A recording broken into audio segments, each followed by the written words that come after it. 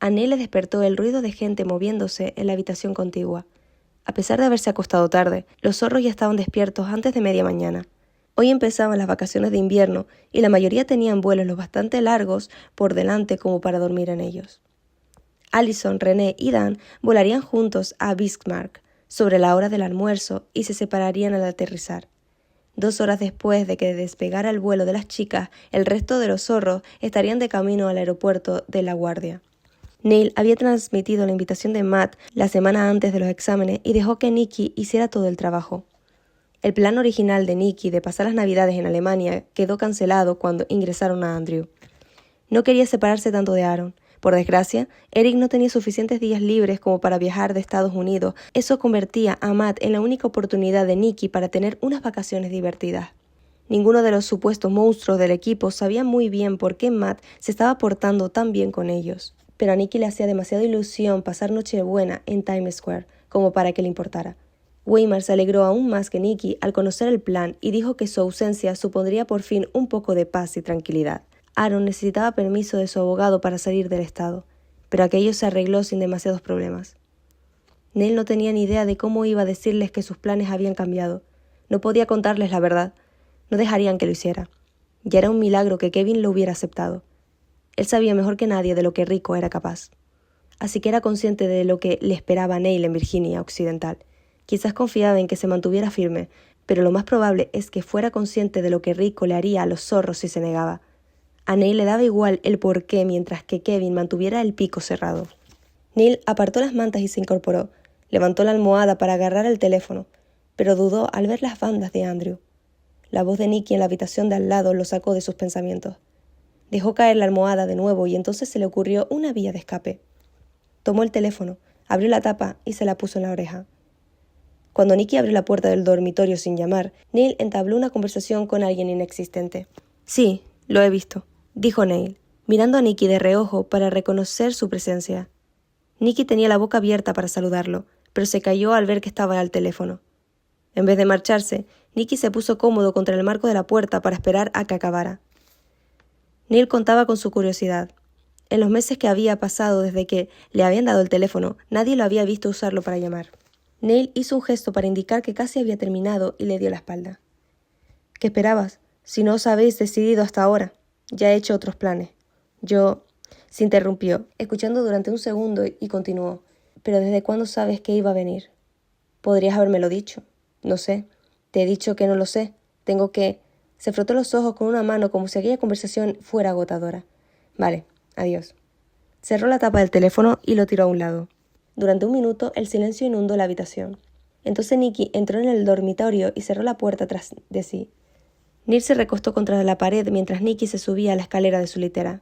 Se apoyó en su almohada con los brazos cruzados y miró a Neil. «¿Va todo bien?», preguntó Nikki. «Estoy bien». Nikki se limitó a mirarlo. «A estas alturas nos conocemos desde siempre. Llegará un momento en que tendrás que dejar de mentirme a la cara. Esa conversación no sonaba bien y tú no tienes pinta de estar bien. Así que, ¿qué pasa?» «Mi tío va a pasar las Navidades en Arizona», dijo Neil. «¿Eso es bueno o malo?» «Un poco de cada». Neil se encogió de hombros. «Es buena gente, pero suele ser lo bastante listo como para evitar a mis padres. Hace años que no lo veo y nunca ha venido a pasar las vacaciones. Sospecho que pasa algo, pero no sé el qué. No sé si...» Neil dejó la frase sin terminar e hizo un gesto de impotencia. «Me prometí a mí mismo que nunca volvería a casa, pero... «Pero quieres volver a verlo», concluyó Nikki. «No importa», dijo Neil. «Le dije a Andrew que me quedaría con Kevin». «Pero Kevin estará con nosotros», dijo Nikki. «Y vamos a estar con Matt y con su madre. Entre los 4 podemos echarle un ojo si necesitas pasar tiempo con tu familia. ¿Te hace falta dinero para comprar el billete?» «Ya lo tengo», dijo Neil y levantó la hoja doblada con su itinerario. «Mi madre me lo mandó por email hace un par de días, pero no quería lidiar con ello antes del banquete». «No tienes remedio», dijo Nikki. «Si quieres ir, ve. Ya has hecho más que suficiente por nosotros este semestre, Neil. En algún momento tendrás que pensar en ti mismo». «Mira», dijo cuando Neil negó con la cabeza. «Voy a decírselo a los demás y ya verás como todos te dicen que vayas». «Pero...» empezó Neil, pero Nikki ya se había marchado. Neil se tragó el resto de la protesta. De todas formas, no era una batalla que quisiera o necesitara ganar. Por un momento le dio pena a Nikki por ser tan crédulo, pero lo que acababa de hacer no le producía ninguna satisfacción. Desdobló el itinerario y lo examinó con un nudo en el estómago. En 2 horas estaría en un vuelo hacia Charleston, en Virginia Occidental, y el viaje de regreso no era hasta el día de Nochevieja. Aquello le dejaba 2 semanas a solas con los cuervos. Oyó el ruido de la puerta al cerrarse cuando Nicky regresó a su habitación para consultarlo con Aaron y Kevin. Cuando Matt entró en el dormitorio unos minutos después, Neil se lo esperaba. «¿Qué vamos a hacer contigo?», preguntó Matt. «Lo siento», dijo Neil. «¿El qué?». Matt lo rechazó con un gesto. «¿A qué hora es tu vuelo?». «A las 11:10. Eso sí voy». «¿Vas a ir? Te llevo al aeropuerto». Neil hizo una mueca, pero salió de la cama por fin.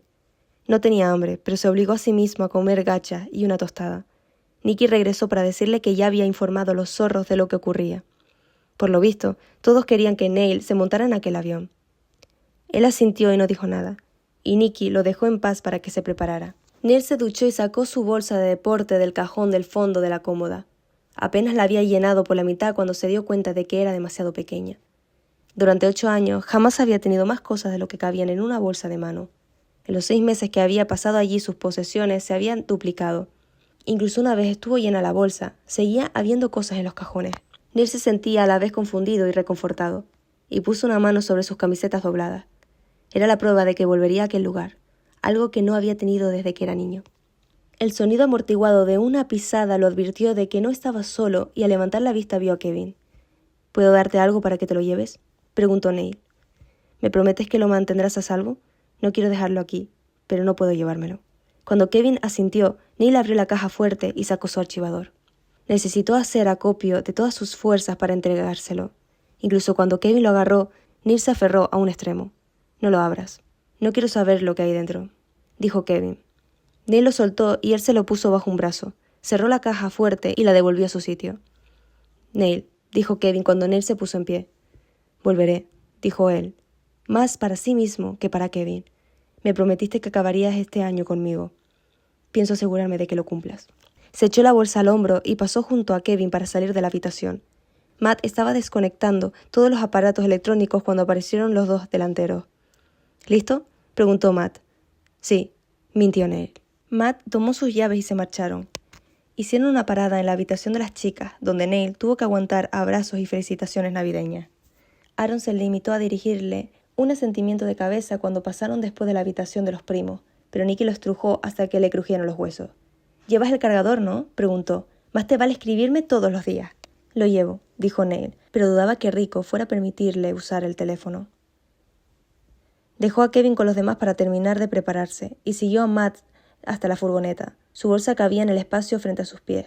Matt giró la llave en el contacto y apagó la radio medio segundo demasiado tarde como para salvar los tímpanos de Neil. Intentó no sentirse enfermo cuando el campus desapareció tras ellos, pero no lo consiguió. «¿Cuándo tienes el vuelo de vuelta?», preguntó Matt. «En Nochevieja», dijo Neil. «Pero puede que vuelva antes, depende de cómo vayan las cosas». «Si te escaqueas pronto, ven con nosotros», dijo Matt. «Mi madre hará que te cambien el billete». «Gracias», dijo Neil. «Ya te diré». Matt lo dejó junto al bordillo en el aeropuerto Upstate regional. Neil lo observó unirse de nuevo al tráfico y se giró hacia la entrada. Volver a aquel lugar hacía que se sintiera mareado. Su madre y él nunca pasaban por el mismo aeropuerto más de una vez. Se aferró a su bolsa con más fuerza y cruzó las puertas automáticas de cristal. El aeropuerto había estado abarrotado en verano, pero tan cerca de Navidad el interior era un caos absoluto. Neil se permitió a sí mismo perderse en el alboroto.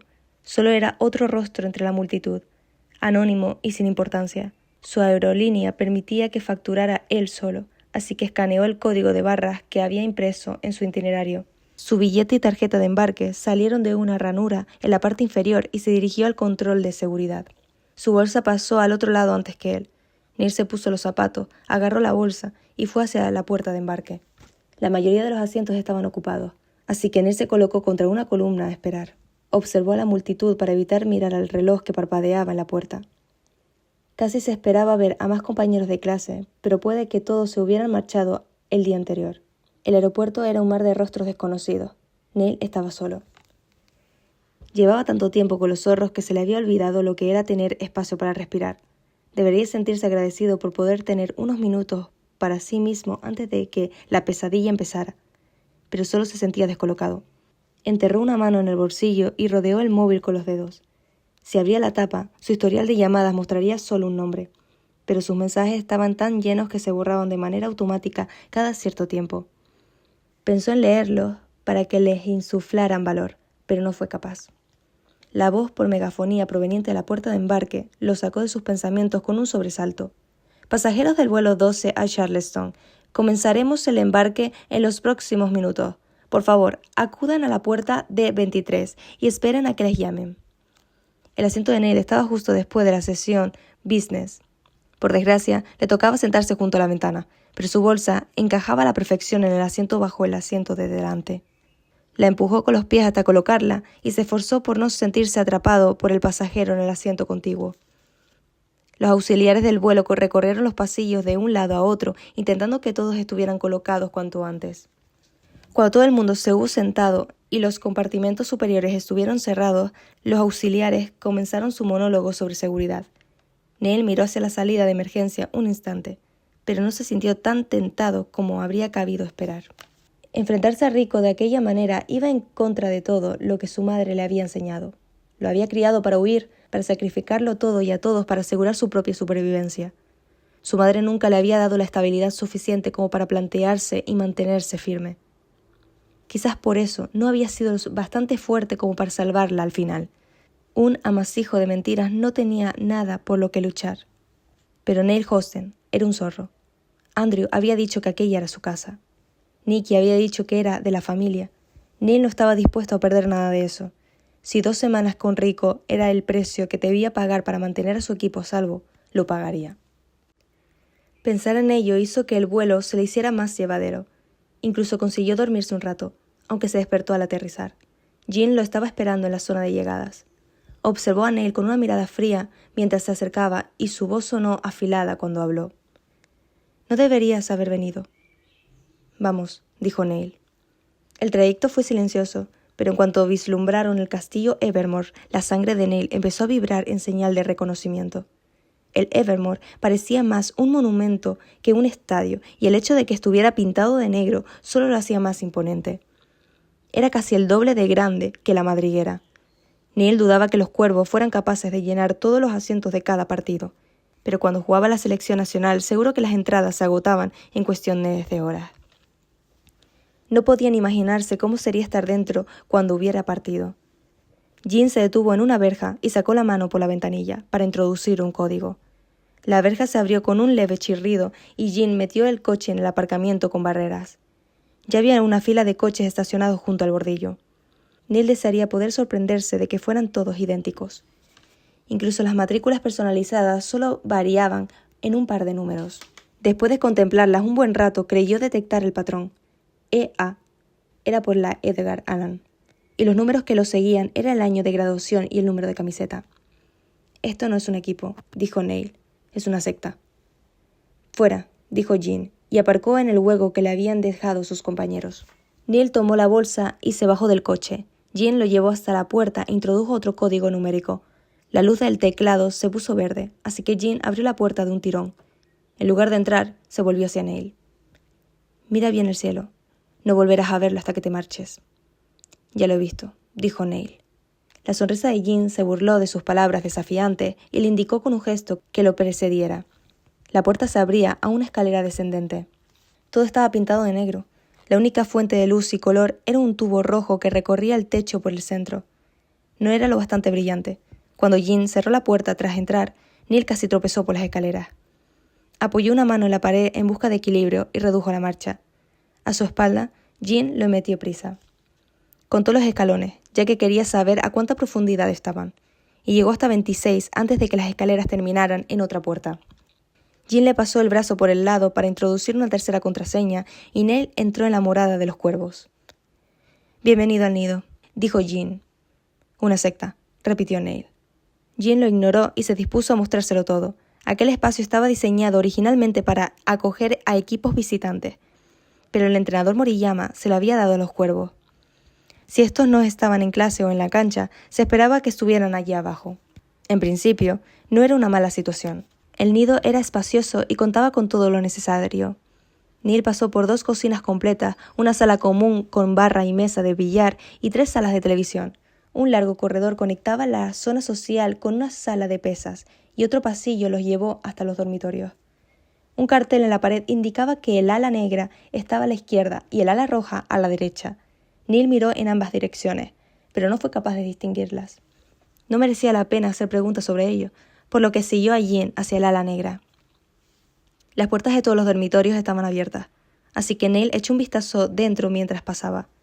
Cada uno era casi tan grande como la habitación completa que Neil compartía con Matt y todos tenían solo 2 camas. El nido tenía potencial para ser el sueño de cualquier deportista universitario, excepto por los techos bajos y la decoración oscura. El color aparecía en breves destellos y tan solo en tonos de rojo. Todo lo demás era negro, desde los muebles hasta las sábanas, pasando por las toallas colgadas en los respaldos de las sillas para que se secaran. Las sombras parecían absorber todo el oxígeno de la habitación, y Neil sintió de pronto el peso al completo del estadio sobre su cabeza. No era claustrofóbico, pero pensó que 2 semanas allí podrían hacer que lo fuera. «Es aquí», dijo Jean, y le indicó que lo siguiera al interior de la última habitación. «Este será tu cuarto. Deberías estar en el ala roja, con el resto de nosotros, pero el amo ha hecho una excepción. Sabe que requerirás la atención personal de Rico. No pienso compartir habitación con ese sociópata. Ojalá tuvieras elección». «¿A quién voy a sustituir?», preguntó Neil, porque ambos lados de la habitación estaban ya decorados. Jean se detuvo junto a una de las mesitas de noche y le hizo un gesto para que se acercara. «Míralo por ti mismo». Neil se colocó a su lado y se arrepintió de ello casi de inmediato. Había postales de ciudades lejanas, tanto extranjeras como nacionales, pegadas en las paredes. Debajo de cada una había un trozo de papel. La letra familiar de Kevin reflejaba fechas y las razones de cada viaje. La mayoría eran partidos. Algunas indicaban sesiones de fotos y vacaciones. Las estanterías, incrustadas en el cabecero, estaban llenas de libros y Neil supo, con un solo vistazo a los lomos, que pertenecían a Kevin. Estaba estudiando la carrera de historia por razones que Neil era incapaz de comprender. Aquellos muermos de libros eran de los que él consideraba fascinantes. A Neil le daba escalofríos ver cómo el espacio había sido conservado. Era como si Kevin hubiera salido a hacer un recado, no como si se hubiera transferido a otro equipo. «Rico sigue sin aceptar la realidad», dijo Neil. «Alguien debería decirle que Kevin no va a volver». «Tú no sabes nada», dijo Jean. «Deja tus cosas y ven conmigo». Jean se marchó sin esperarlo. Neil dejó su bolsa en la cama de Kevin, echó un breve vistazo al lado de la habitación de Rico y fue a reunirse con Jean en el pasillo. Unas escaleras hacia arriba los llevaron hasta los vestuarios de los cuervos. Jean no lo dejó tiempo para mirar a su alrededor, sino que lo empujó hasta salir del círculo interno. Salieron cerca de los banquillos del equipo local. Era el domingo antes de Navidad y los cuervos estaban en la cancha con la equipación al completo. 2 equipos jugaban un partido de práctica brutal mientras los 9 cuervos restantes observaban. Varias cabezas se giraron hacia ellos cuando Jean se acercó a los 9 que estaban fuera, y estos miraron más allá de Jean hasta clavar los ojos en Neil. Sus expresiones variaban desde una indiferencia fría hasta la hostilidad sin disimulo. Neil no se esperaba una cálida bienvenida, así que centró su atención en la cancha. Un zumbido no tardó en señalizar el final del partido. El equipo de Rico ganó con un margen de 3 puntos. Los 2 equipos se encontraron en la media cancha para intercambiar críticas. Los suplentes se unieron a ellos para compartir aquellos detalles que habían visto desde fuera. El corrillo duró más de 15 minutos, pero por fin los cuervos chocaron raquetas y salieron de la cancha. Rico se quitó el casco al salir por la puerta. «Luke, apaga el marcador. Martin, tú las luces. Tengo que atender a nuestro invitado, así que hoy podéis iros a almorzar antes. El amo vendrá enseguida a supervisar vuestro progreso. Tened los papeles preparados. El entrenamiento de la tarde empezará a la misma hora de siempre». Los cuervos se movieron como un río negro alrededor de Jean y Neil. Rico se detuvo frente a él para examinarlo, pero enseguida lo rechazó en favor de centrarse en Jean. «Enséñale sus cosas. Me pondré con él después de ducharme». Jean inclinó la cabeza y sujetó la puerta para que Rico pasara. Él fue hacia un lado, así que Jean y Neil fueron hacia el contrario. Jean lo llevó al vestuario y abrió una enorme taquilla al final de la fila.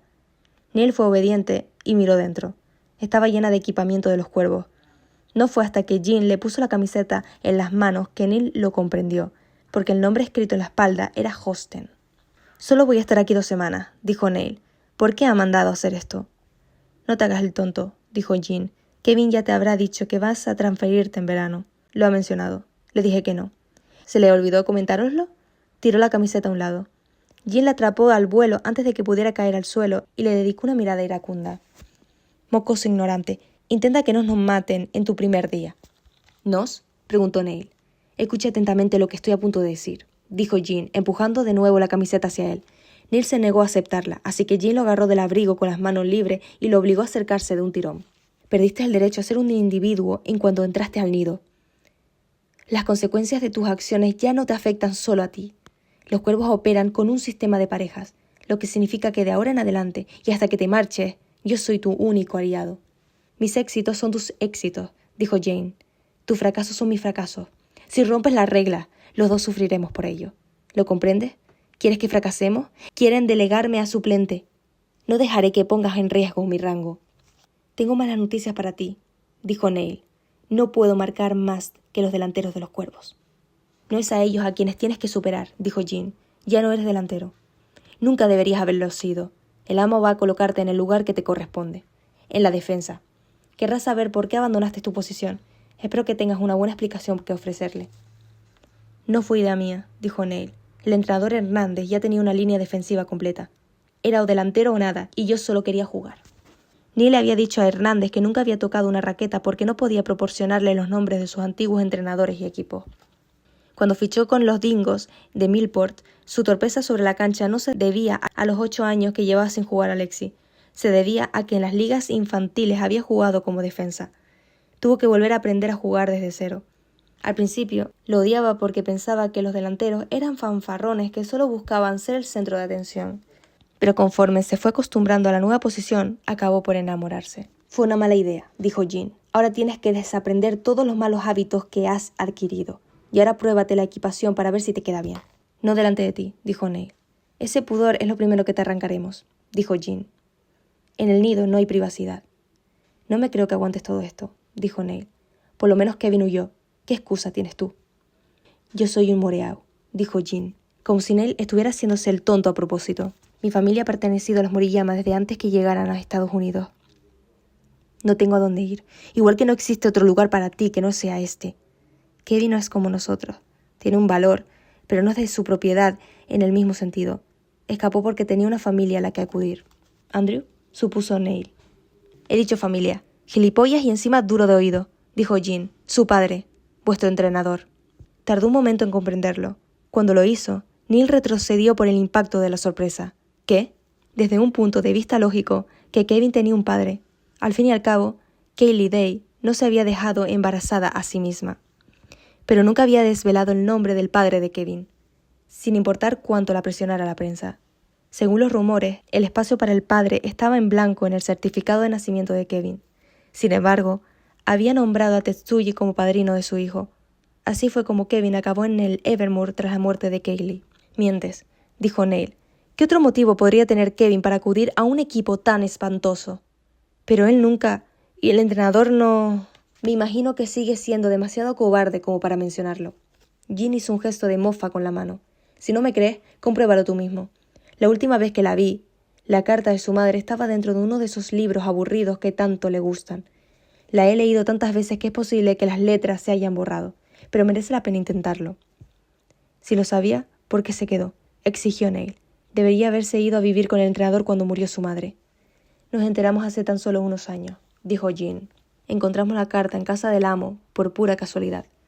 Kevin la robó, pero nunca tuvo intención de hacer nada con aquella información. Sabía que marcharse implicaría perder todo eso. No merecía la pena. Jean hizo un gesto para abarcar el vestuario. Una vez esto estuvo perdido, por supuesto, ya no tenía razón para quedarse. «Estáis todos locos», dijo Neil. «Eso lo dice el fugitivo que se unió a un equipo de primera división», dijo Jean, «el mismo que ha venido aquí cuando debería haber huido. No eres mejor que nosotros. ¿Y ahora te vas a probar la equipación o voy a tener que ponértela a la fuerza?» Neil se lo pensó un instante y tomó la camiseta, y dio un par de pasos hacia atrás. Neil le dio la vuelta a la camiseta para leer el nombre. Las letras blancas estaban delineadas levemente en rojo. El número que había bajo ellas no era el suyo. «¿Ni siquiera puedo quedarme en mi 10?»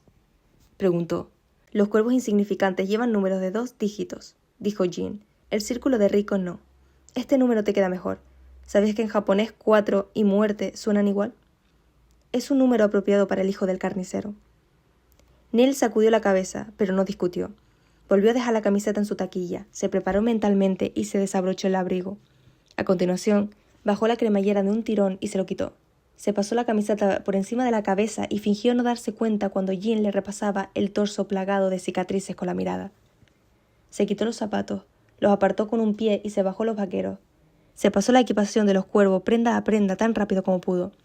Le quedaba mejor de lo que esperaba, pero Neil se sentía que lo estaba asfixiando. «Bien», dijo Jean, «ahora quítatela. No la necesitas hasta el entrenamiento de esta tarde». Neil se desnudó y volvió a colocarla en la taquilla. Acababa de abrocharse el último botón de abrigo cuando se abrió la puerta. Él estaba de espaldas, pero vio como Jean palidecía. Se giró y vio a Tetsuya y a Riko en la puerta. El entrenador traía consigo un bastón ornamentado. Neil nunca lo había visto antes y esperaba que su presencia significara que Tetsuya estaba enfermo o lesionado. Riko dejó que su tío entrara primero en la sala y cerró la puerta. Neil dedicó un momento a preguntarse a quién se le había ocurrido instalar un pestillo en la puerta de los vestuarios, pero apartó aquel pensamiento enseguida.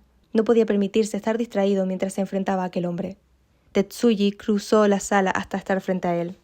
«Nathaniel Wisniewski», dijo, como si cada sílaba fuera una decepción. «Arrodíllate». Neil escondió las manos en los bolsillos para poder cerrar los puños. «No». Creyó oír a Jean decir su nombre, pero fue apenas un susurro. Neil no se giró para mirarlo. No creía que fuera producto de su imaginación cuando Riko retrocedió medio paso para aumentar la distancia entre él y su tío. Un hombre que era capaz de mantener a raya a Riko no era alguien a quien uno pudiera desafiar de manera tan imprudente. Pero Neil no tenía otra opción. «Te arrodillarás», dijo Tetsuya. Neil tenía la sensación de que se arrepentiría de ello durante el resto de su corta vida, pero sonrió y dijo, «Oblígame». Vio elevarse el bastón, pero todo fue demasiado rápido como para esquivarlo. Lo golpeó en la cara, en la mejilla y el lateral de la boca.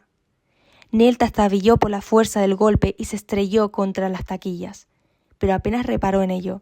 Lo único que sentía era el fuego que le consumía el cráneo. El sabor amargo de su lengua podría haber sido sangre, pero tenía la boca demasiado entumecida como para estar seguro. En un gesto instintivo, levantó una mano para comprobar si se había fracturado el cráneo, pero Tetsuya le atestó otro golpe en las costillas, después en el hombro, en el brazo, hasta que Neil no tuvo otra opción que no fuera hacerse un ovillo para protegerse. Tetsuya no dejó de golpearlo hasta que por fin perdió el conocimiento. El entrenamiento de la tarde de los cuervos duró 4 horas y Neil no estaba en condiciones de hacer absolutamente nada. Se había pasado las 2 horas que duraba el almuerzo del equipo inconsciente. Solo se despertó cuando Jean le volcó una jarra de agua helada encima. Estaba demasiado descolocado y dolorido como para cambiarse, así que Jean tuvo que ponerle casi toda la equipación a la fuerza. Neil se resistió, pero Jean le clavó los dedos con crueldad en los moratones que acababan de hacerle para que se estuviera quieto. Hasta que Jean le puso una raqueta en las manos, no se dio cuenta de que de verdad esperaba que jugara. Lo colocaron en la línea defensiva y Neil fracasó estrepitosamente. Hacía casi 9 años que no jugaba como defensa y estaba demasiado malherido como para seguirle el ritmo a Riko. Cada vez que éste conseguía sobrepasarlo, lo golpeaba con la raqueta. Las protecciones de Lexi estaban pensadas para proteger contra las pelotas que se movían a toda velocidad y los bloqueos de otros jugadores, no contra los golpes malintencionados de raquetas pesadas. Apenas 1 hora después del inicio del entrenamiento, Neil estaba tropezando con sus propios pies. Sin embargo, cada vez que se caía, Jean estaba allí para ponerlo de nuevo en pie. No dijo nada sobre su penoso rendimiento, ni palabras de ánimo ni críticas. Puede que no le quedaran fuerzas para ello. Estaban en esto juntos, tal y como le había advertido. Cada vez que el equipo contrario marcaba, los dos recibían un castigo. El resto de cuervos no parecían sentir ni un ápice de compasión, ni siquiera por uno de los suyos. El equipo funcionaba así y todos lo aceptaban sin cuestionarlo. Puede que aquellos 5 años fueran una pesadilla llena de violencia, pero tras la graduación los esperaban salarios de 7 dígitos y fama de talla mundial. Tendrían la vida arreglada para siempre. Para los cuervos, el trato merecía la pena. Debido a su patético rendimiento, a Jean y a Neil les tocó cerrar la cancha tras el entrenamiento.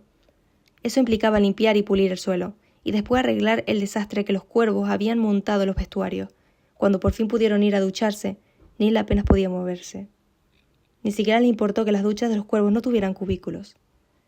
Se arrodilló en el suelo alicatado bajo el chorro de la ducha y dejó que el calor aliviara algo de dolor en el que estaba sumido su cuerpo. Flexionó los dedos hinchados para asegurarse de que aún funcionaban. Podía moverlos, pero no sentirlos. «Deberías haber huido», dijo Jean, demasiado cansado y dolorido como para insuflar ningún odio a sus palabras. «Me crié rodeado de dolor», dijo Neil. 2 semanas aquí no cambiarán nada.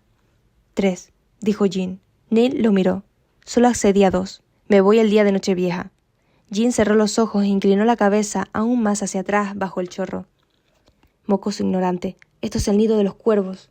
Nuestro tiempo es diferente al vuestro. Vivimos en días de 16 horas, ya lo verás. Neil estaba demasiado cansado como para aguantar su dramatismo, así que se centró en lavarse. Se puso la ropa más ancha que había traído y siguió a Jean hasta la cocina. Apenas saboreó nada de lo que se metió en la boca, pero necesitaba guardar fuerzas. Jean colocó los platos de ambos en el lavavajilla y llevó a Neil de vuelta al ala negra. Rico los estaba esperando en su dormitorio. Neil lo vio hasta estar dentro de la habitación y entonces ya era demasiado tarde.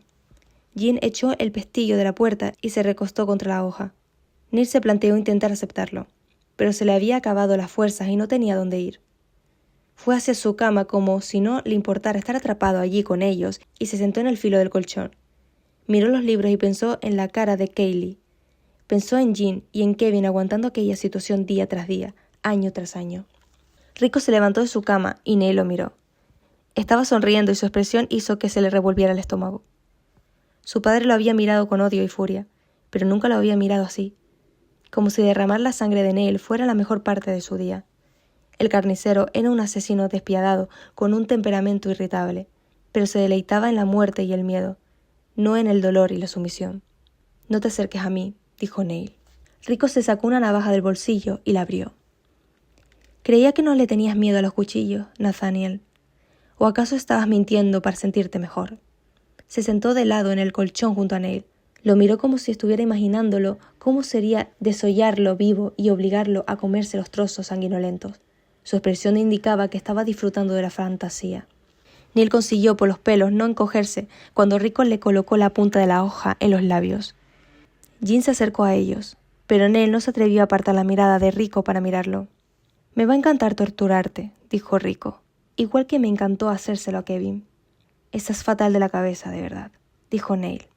Rico le metió el cuchillo en la boca y presionó, con la fuerza suficiente como para cortar la piel en la comisura de los labios, pero no lo bastante profundo como para provocar un daño real. «Cierra el pico y túmbate», dijo Rico. «No tenemos mucho tiempo y le prometí al amo que te pondría a raya antes del entrenamiento nocturno». «Te odio», dijo Neil alrededor de la hoja. «Túmbate», repitió Rico, «y pon las manos en el cabecero». Neil se echó boca arriba y levantó los brazos por encima de la cabeza. Jean le agarró las manos y las guió hasta el lugar indicado. Neil sintió la madera bajo los dedos y se aferró con fuerza. Jean lo soltó solo para cerrarle algo de metal frío alrededor de las muñecas. Neil intentó mirar, pero el cuchillo que tenía en la boca no lo dejaba moverse. Aún así, Rico sintió cómo se tensaba y retiró la navaja. Neil alzó la mirada y se arrepintió de inmediato. Unas esposas de metal ataban sus muñecas al cabecero. Tiró con los brazos con todas sus fuerzas, consiguiendo casi arrancarse la piel, pero el cabecero ni siquiera crujió. «¿Quién es tu rey, Nathaniel?», preguntó Rico. Neil le escupió en la cara. Rico se quedó congelado y alzó una mano para tocar el escupitajo en su mejilla. Se miró los dedos húmedos un momento, necesitando verlo para creerlo, y después agarró el rostro de Neil. Le abrió la boca a la fuerza y escupió dentro. Una mano le tapó la boca y evitó que lo echara. Jean se subió de la cama y se le sentó en las piernas antes de que Neil pudiera darle un rodillazo a Rico en la espalda. Este le puso el cuchillo contra el cuello y coló el filo bajo su piel. «Voy a hacer que esto sea tan horrible para ti como pueda», le prometió. «Cuando no aguantes más, no te cortes. Grita.